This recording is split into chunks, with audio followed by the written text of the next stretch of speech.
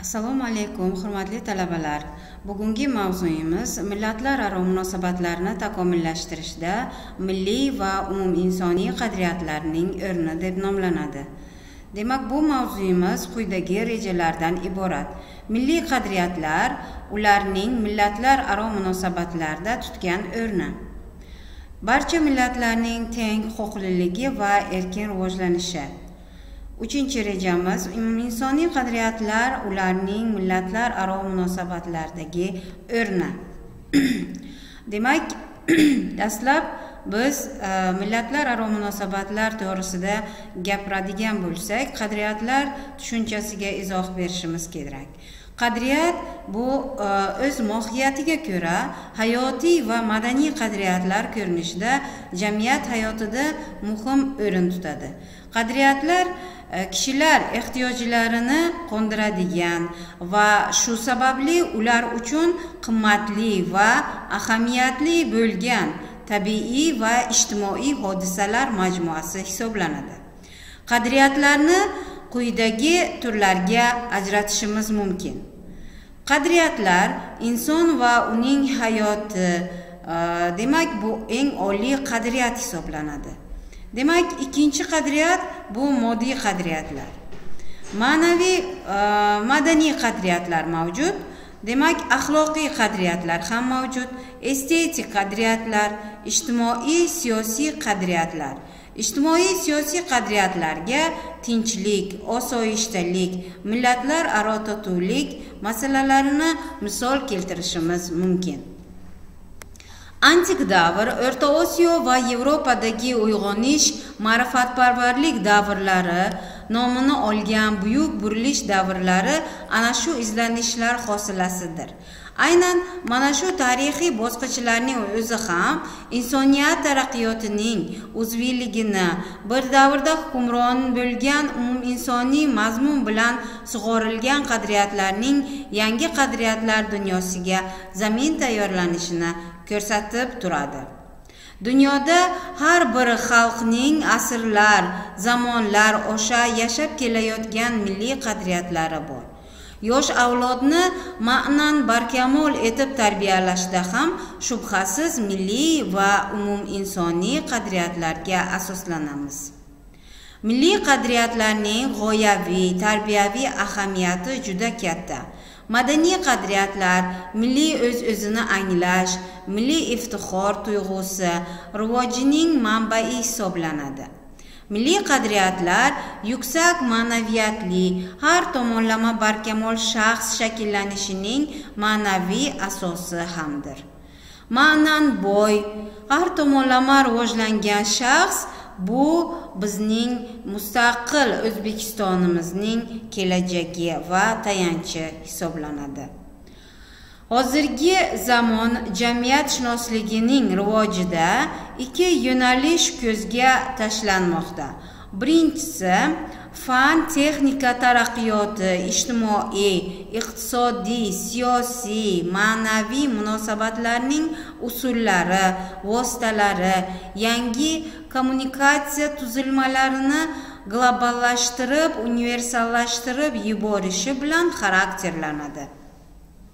Bu yo'nalishda jamiyatni yaxli tizim sifatida mushtarak o'rganishning muqobil nazariy asoslari, qarashlar sistemasi vujudga keldi. Ikkinchisi, jamiyatning markaziga ijtimoiy munosabatlar subyekti bo'lgan inson qo'yiladi. Uni o'rganish jamiyatshunoslikning asosiy tadqiqot obyekti sifatida olib qaraladi.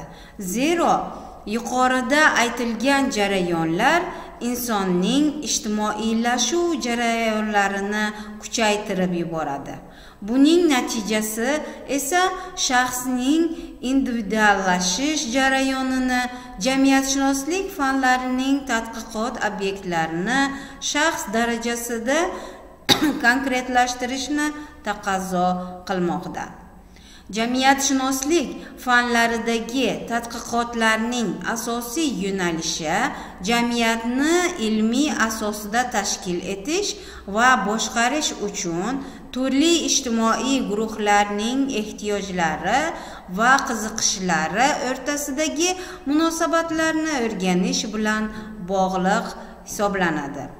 Xalqaro terrorizm, fundamentalizm va boshqa g'ayri-insoniy g'oyalarning dunyoga tarqalishi ijtimoiy-siyosiy fanlarni bir butun qilib birlashtirish vazifasini kun tartibiga qo'ymoqda.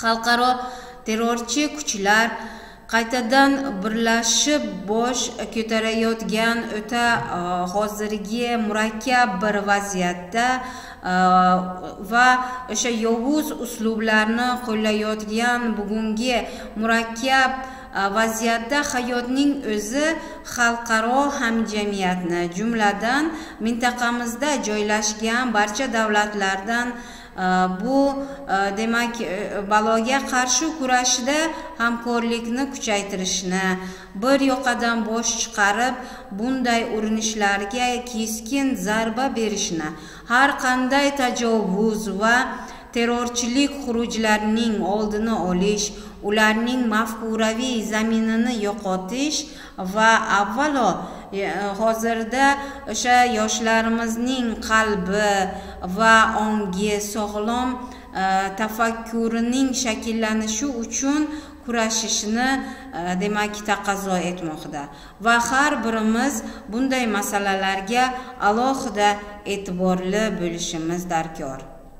Milliy mustaqillik g'oyasining asosi sifatida namoyon bo'luvchi ma'naviy madaniy merosni ijobiy rivojlantirish murakkab jarayon bo'lgani holda ikki o'zaro bog'langan yo'nalishlarning qo'shilishini taqozo etadi.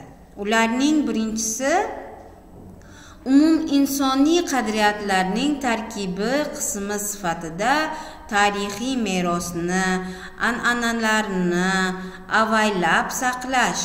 Ikkinchisi esa jamiyatning ma'naviy rivojlanishi darajasiga hamda g'oyaviy munosabatlarni nazariy jihatdan bilish va amaliy ravishda o'zgartirish maqsadida ularni hayotga joriy etishga mos keladigan ma'naviy mafkuraviy tizimni tarkib toptirishdir. Demak, biz jamiyatimizning ma'naviy madaniy hayotini liberallashtirish, ijtimoiy gumanitar fanlarning rivojlanishining asosini tashkil etadi. Chunki ijtimoiy gumanitar fanlarning asosini umuman bizning milliy ma'naviy madaniy o'sha hayotimizga bog'liq bo'lgan qadriyatlarimizni o'rganish va eng o'sha tarixiy yodgorliklarni o'rganishning asosi shu ijtimoiy fanlar asosini tashkil etadi. Nazariy va amaliy ma'noda jamiyatshunoslik fanlari inson va inson jamiyat demak jamiyat munosabatlari va boshqa tarkibiy elementlarini tashkil etish va boshqarish va nazorat qilishda muhim ahamiyatga egadir. Biz o'z navbatida demak shaxsning jamiyatga ma'naviy, axloqiy ta'sir etuvchi demak vositalarini demak quyidagicha sxemada aks ettirdik. Demak, bu yerda ma'naviy idealning axloqiy kategoriyalarini birinchi qatorda ezgulik, e'tiqodlilik, erkinlik tashkil etadi. Va ezgulik o'z navbatida xulq, fe'l-atvor, xarakterni tashkil etadi.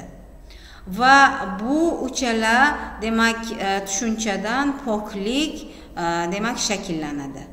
E'tiqodlilik zamirida ishonch, mas'uliyat va harakat yotadi va buning zamirida demak bag'rikenglik o'z aksini topadi.